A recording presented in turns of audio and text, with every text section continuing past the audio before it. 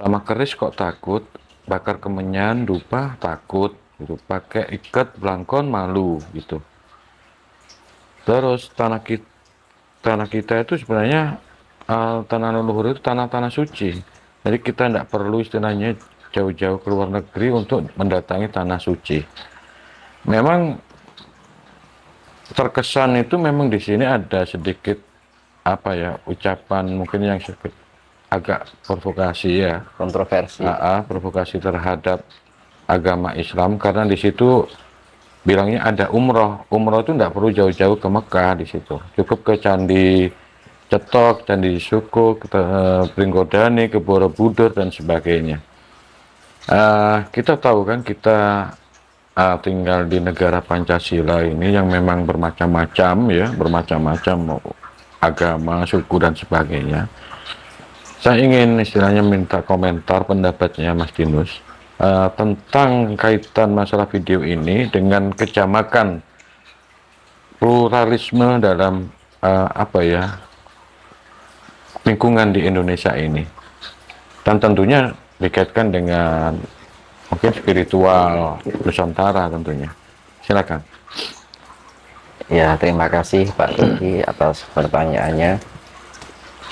Jadi kan membahas tentang video yang mungkin berkaitan dengan budaya Jawa yang mulai hilang, itu kan berarti kan mereka yang membuat video itu kan ya luar biasa lah kan gitu kan, karena mengembalikan jati diri Jawa yang saat ini kan sedang hilang gitu. Kita kan kehilangan jati diri sebagai orang Jawa, maka wong Jawa hilang Jawa nih kan gitu kan, maka disebut dadio wong Jawa atau wong mengerti kan gitu. Kita merasa asing di negara kita sendiri, bahkan tamu malah berkuasa. Kita ini kan sedang dijajah ini, kita nih kan secara adat dan budayanya ya kan. Segala sesuatu yang salah jika terus menerus dianggap benar itu kan akan menjadi suatu budidaya ya kan. Contohnya gini, ini bukan masalah menyinggung agama atau tidak, tapi kan berkaitan kita membicarakan tentang fakta ya. Kita zaman dahulu, kita mengingat mungkin tahun 90-an atau 80-an, orang pakai kerudung itu kan masih jarang. Iya, Dan sekarang hampir semua orang wanita pakai kerudung. Nah itu kan akhirnya kan kita kehilangan jati diri kita sebagai Nusantara kan gitu kan.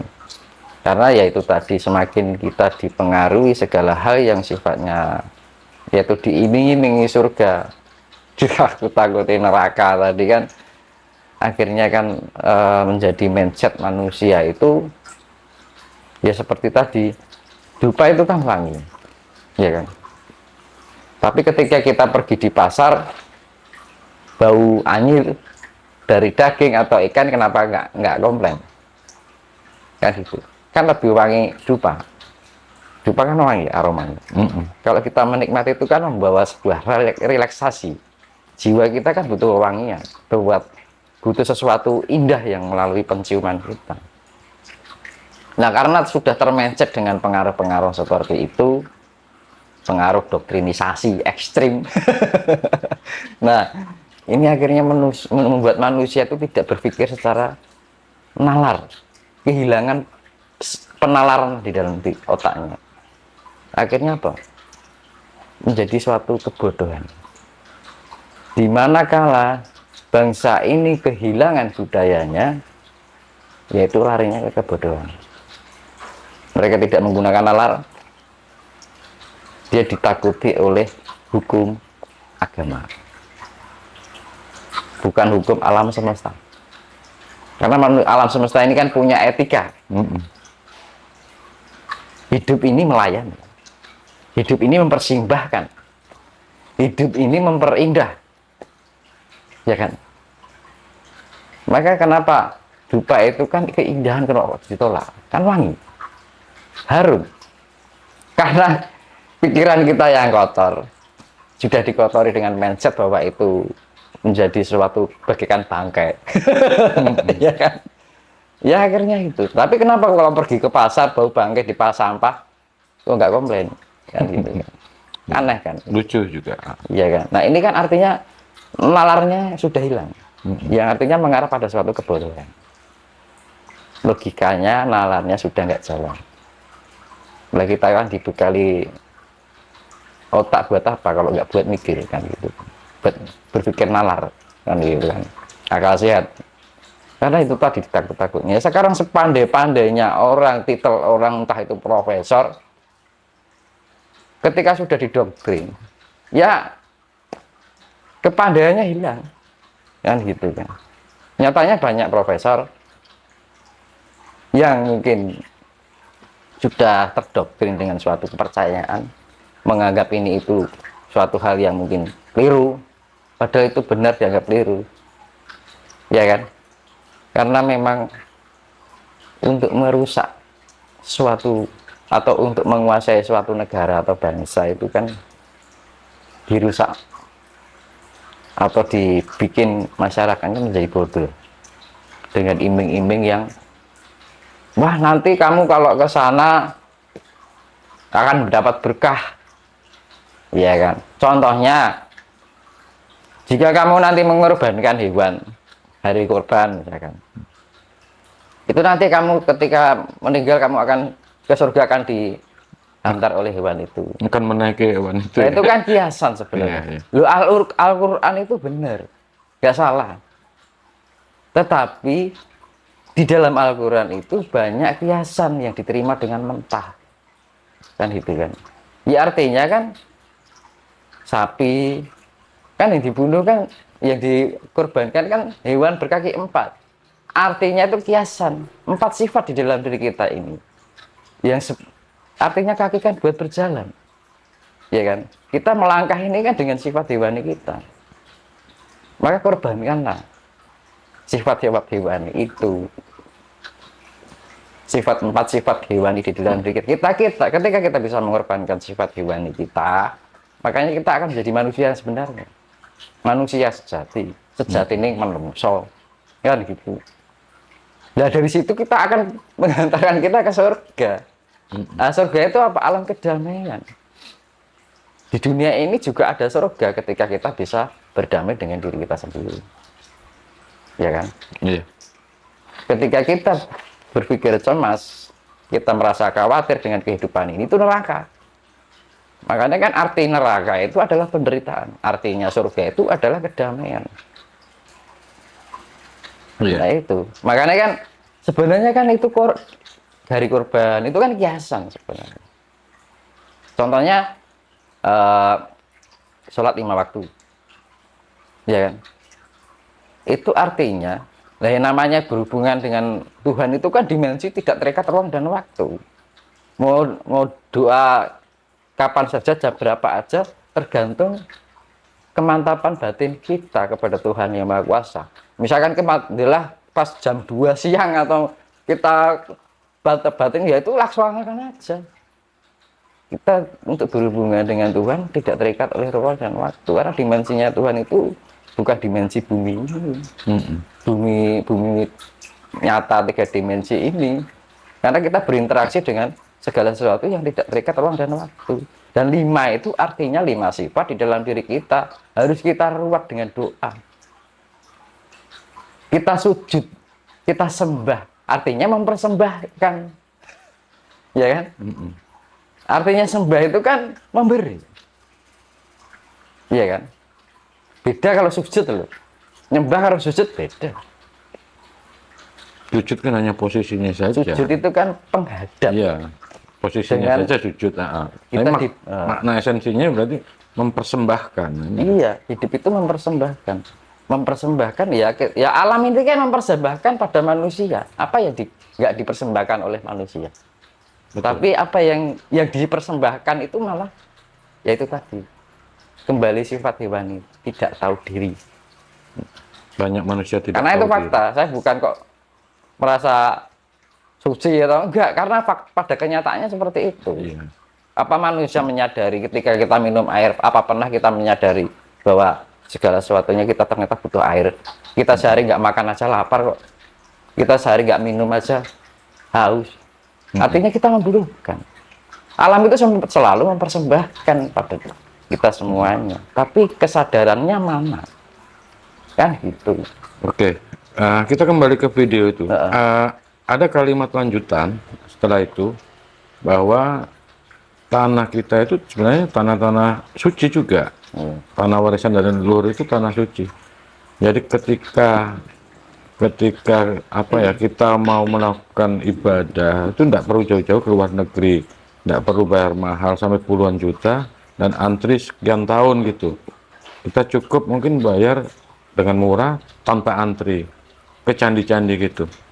Nah, ini kan memang terkesan di situ agak-agak menyinggung kan kepada mungkin ajaran Islam di situ. Kalau menurut Mas Rinus kira-kira apakah dalam hal ini di video ini apakah masih dalam tahap wajar atau mungkin terlalu berlebihan? Meskipun ini konon katanya ingin menggugah spiritual agar kembali ke jati diri kita, ke Nusantara gitu. Jadi gini Pak, dibilang keterlaluan, tapi pada kenyataannya juga seperti itu, ya kan? Dibilang nggak terlaluan, tapi ya ternyata ya begitu juga. Jadi mau dipikiri, mau dipakai dengan bahasa apa kan gitu kan? Nah, misalkan gini, orang kesana kan mencari keperluan hanya untuk keperluan pribadi kan, ya kan? Hanya untuk dirinya sendiri. Misalkan jenengan umroh, apakah jenengan ke sana itu untuk keperluan alam atau untuk keperluan orang lain?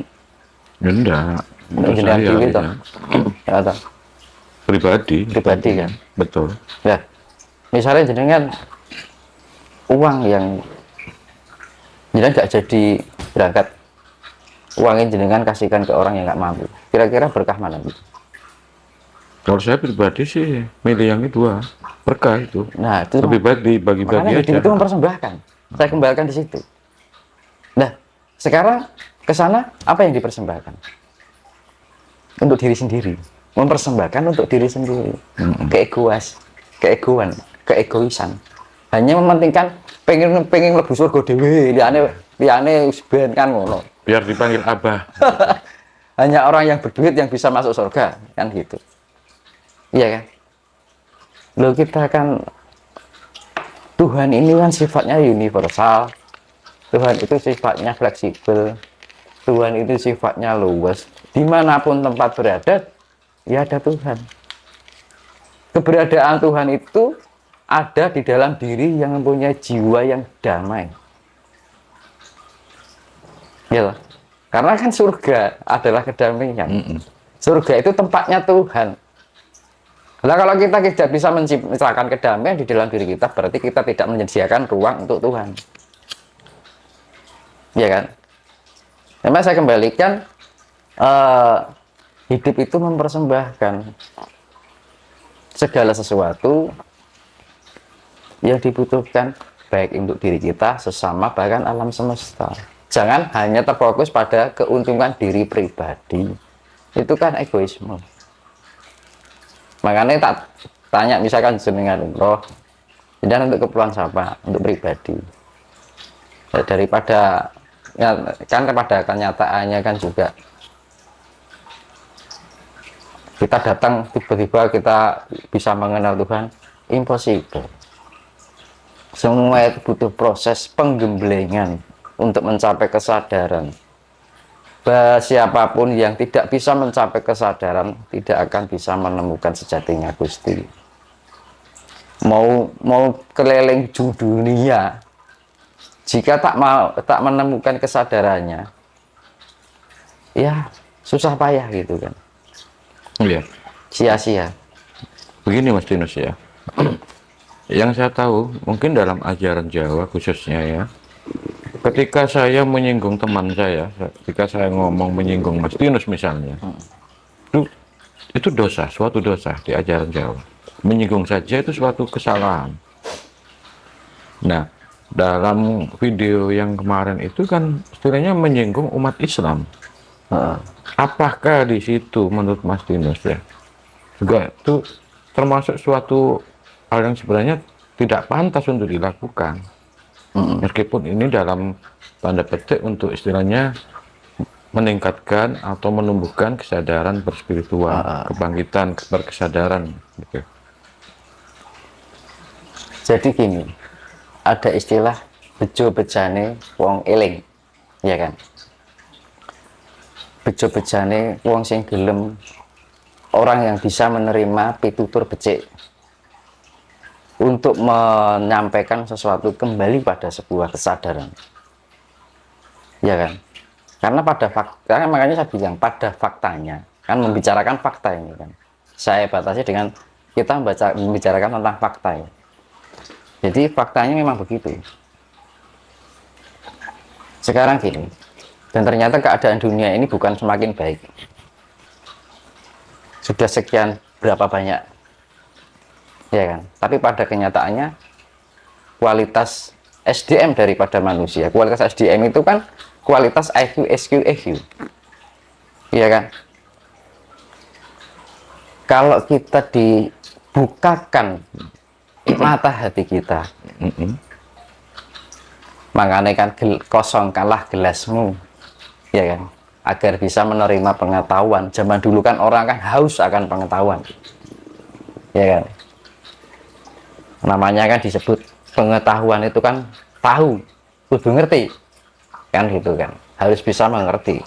Makanya kan kita harus bisa menjadi pribadi yang bisa lembah manah atau rendah hati.